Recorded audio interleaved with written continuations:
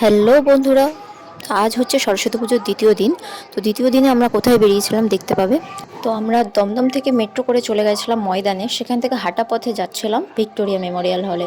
তোমরা নিশ্চয়ই অনেকেই চেনো। তো সেখানে যাওয়ার পরেই দেখি লম্বা লাইন টিকিট কাটার জন্য। তো সেই লম্বা লাইন পেরিয়েই আমরা চলে গেছিলাম টিকিট কাটার জন্য। আমাদের একজন গেছিলো টিকিট কাটতে, আমরা সাইডে দাঁড়িয়েছিলাম।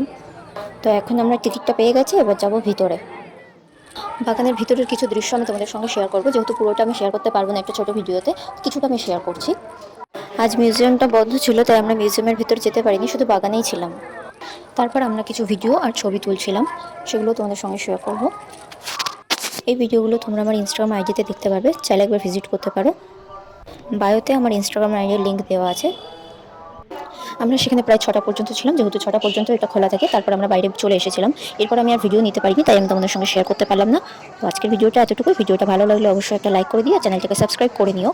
নেক্সট ভিডিও নিয়ে খুব তাড়াতাড়ি দেখা হবে।